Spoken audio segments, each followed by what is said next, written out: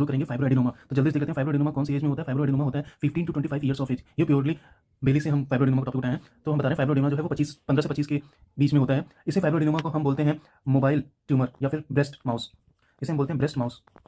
Fibro adenoma को breast mouse भी बोलते हैं। ये अराइज होता है, अराइज कहाँ से होता है? अराइज होता है hyperplasia of a single lobule. Hyperplasia, hyperplasia of single lobule से अराइज होता है।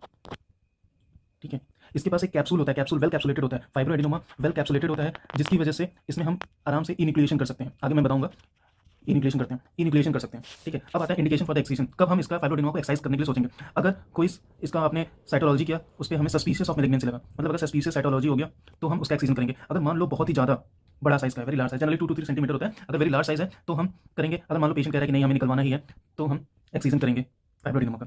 नॉन सर्जिकल अल्टरनेटिव में क्या होता है? अगर मान लो क्रायोब्लेशन आप कर रहे हो, क्रायोब्लेशन भी कर सकते हो। ये नॉन सर्जिकल अल्टरनेटिव्स में आता है। Heating with high frequency ultrasound, heating with high frequency ultrasound, ये भी नॉन सर्जिकल प्रोसेस में आता है।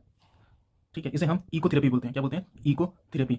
और तीसरा होता है large core vacuum biopsy, large core vacuum biopsy system, large core vacuum biopsy system.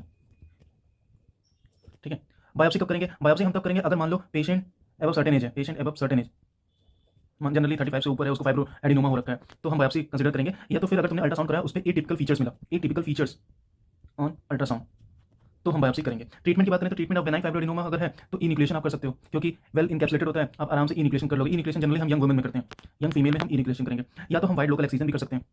ठीक है, वाइड लोकल एक्सीजन कर सकते हैं।